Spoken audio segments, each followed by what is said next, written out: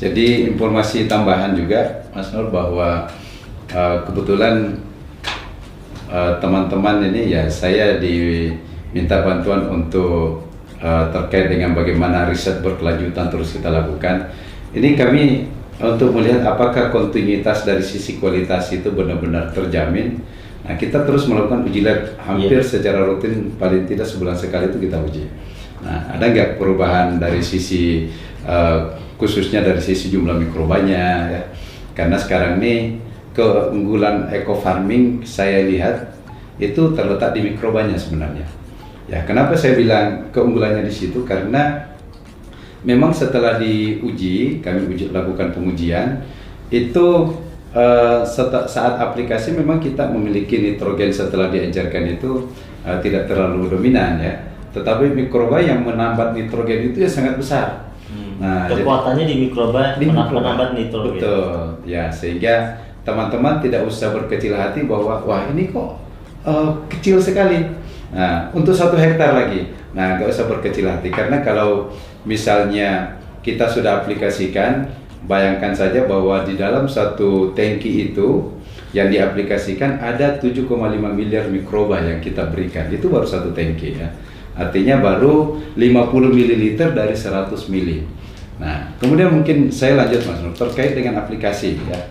Ini di lapangan kebiasaan kita teman-teman petani itu kan terkadang menyemprot langkahnya 2 langkah sekali nyemprot gitu ya. Nah, saya ingin menegaskan di sini bahwa hasil riset yang kita lakukan untuk 1 tangki kalau misalnya di tanaman padi khususnya atau horti itu harus habis untuk luasan 500 meter persegi. 1 tangki. 1 tangki. Jadi berarti dia tipis-tipis langsung gitu. Oh, dia atau gimana? Tebal. Penyemprotannya justru tebal. Iya, harus habis. Jadi teman-teman kan kadang-kadang 1000 meter itu 1 tangki pun belum habis. Oh. Jadi itu tidak maksimal dari sisi hasil, nanti nggak maksimal. Makanya 1 tangki diatur harus dihabiskan di luasan 500 persegi. Sehingga untuk 1 hektar itu kita menghabiskan 20 tangki. 1 hektar itu 20 tangki. Nah, sesuai. Jadi 1 hektar itu. Tapi kalau 1 hektar 20 tangki umumnya teman-teman petani ini yang cerita kan nyemprot biasanya nggak sampai 20 tangki Pak. Itu dia. Makanya umumnya mereka nyemprotnya kan 10, 12 kemungkinannya. Jadi maksud saya begini, kita ingin mendapatkan hasil optimum ya. Kalau mau sekedar mendapatkan hasil sih terserah mau berapa saja. Jadi ini rekomendasi penelitian yang kita sampaikan. Yang kita sampaikan bahwa 1 tangki itu sebisa mungkin habiskan untuk 500 meter persegi. Artinya kalau misalnya 20 tangki itu 10.000 meter persegi. Nah, boleh nggak misalnya kita habiskan 1 tangki untuk 1000 meter? Ya boleh-boleh saja, tidak ada masalah. Cuma hasilnya berbeda ketika menggunakan 1 tangki untuk 500 meter. Jadi saya ingin cerita dari sisi knowledge-nya ya. Padahal kan dari sisi keseluruhan totalnya sama. Maksudnya total biangnya kan sama kan? Dia menggunakan biang 1 liter. Iya. 1 liter biangnya. Cuma dia tadi dipecah menjadi 20 tangki.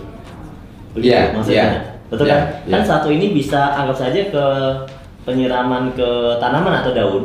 Itu kan cukup 1 buat 1 hektar. 1 hektar. Iya. Nah, biangnya kan 1 liter. Betul. 1 liter. Udah dibuat ke 20 tangki.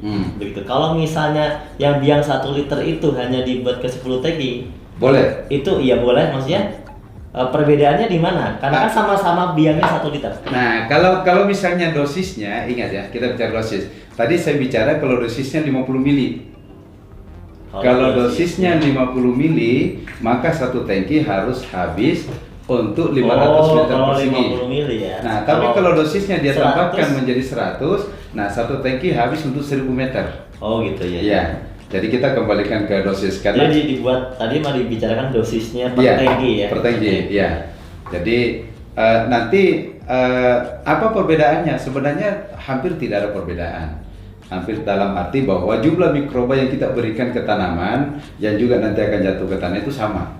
Ya, sama karena dalam 100 mili ini kan ada sekitar 15 miliar mikroba yang ada di dalamnya. Nah, ketika kita aplikasikan di 1 tangki, ya dengan penyemprotan yang sedikit agak dijarangkan, ya itu jumlahnya secara kuantiti sama, tetap sama yang masuk ke tanah. Ya. Jadi tidak ada masalah kalau petani ingin mengurangi ya, mengurangi tangki tapi dosisnya ditingkatkan.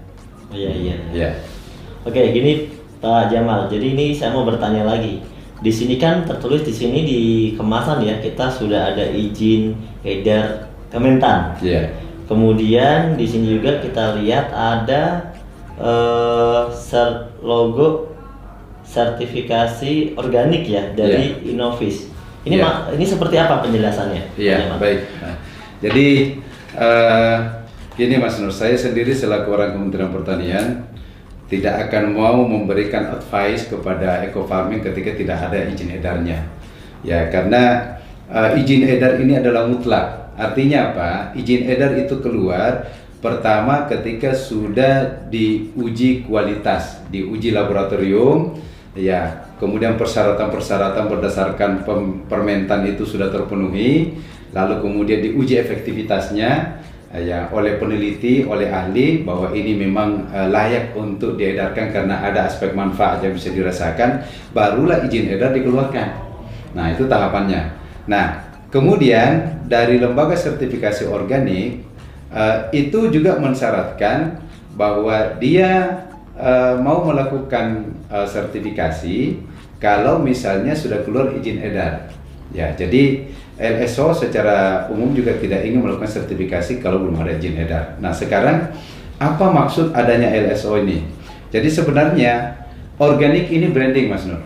Artinya apa? Tidak boleh ada orang yang menggunakan kata organik, pupuk organik, kalau belum ada sertifikasi organiknya. Itu mestinya yang terjadi. Kalimat organik ini bersyarat ya, bersyarat. Iya, bersyarat sebenarnya. Jadi kalau kita bilang eco farming, pupuk organik, ya kan? Ada kalimat organiknya, maka dia harus bersertifikasi. Iya, dia harus bersertifikasi. Itu sebenarnya yang diatur di dalam Standar Nasional Indonesia nomor 6729/2016 bahwa organik ini branded. Makanya tidak boleh ada orang yang tidak punya sertifikasi organik secara aturan menurut SNI yang menggunakan kata organik.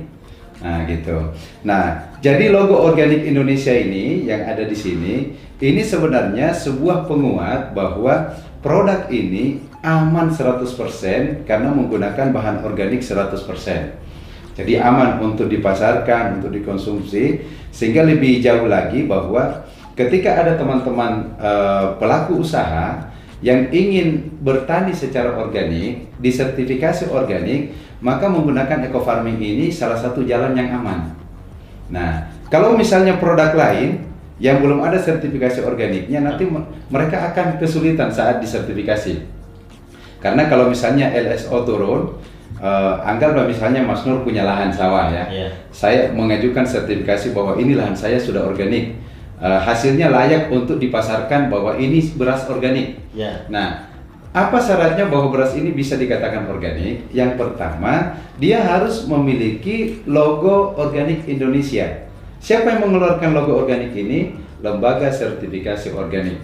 Ya, kalau tidak salah kita baru kurang lebih ada sekitar 12 di Indonesia LSO. Nah, setelah itu, apa yang harus dilakukan LSO agar logo ini dia bisa sematkan di kemasan? Maka dia harus melakukan namanya inspeksi. Jadi aturannya itu kita selaku pemilik mengajukan untuk disertifikasi, ada syarat-syarat yang harus dipenuhi. Setelah itu mereka melakukan inspeksi. Nah, salah satu di antara yang mereka tanyakan nanti adalah pupuk organiknya buat sendiri atau pakai pabrikan. Ya, ditanya Ditanya. Kalau dia mengatakan pabrikan, Pak. Nah, sekarang pertanyaannya mana pupuknya? Dia akan lihat, loh, ini kok nggak ada logo organiknya. Nah, maka dia akan meminta coba telusuri ke pabriknya apakah benar bahan-bahannya itu 100% organik. Kalau sudah ada logonya, kalau sudah ada nggak perlu lagi. Ini 100%. Oh ya, ini bahannya berarti sudah organik. Oke. Nah, kalau yang lain sudah bersyarat, tinggal pupuknya, maka otomatis nanti LSO akan memberikan sertifikasi bahwa ini berasnya organik. Kalau misalnya pupuknya bukan dari pabrikan, tadi jawabannya. Ya, Kalau bukan dari pabrikan biasanya kan mereka buat sendiri. Buat sendiri. Buka sendiri kan mereka langsung memperlihatkan bahannya. Saya pakai misalnya kotoran ternak, air cucian beras, misalnya gitu kan.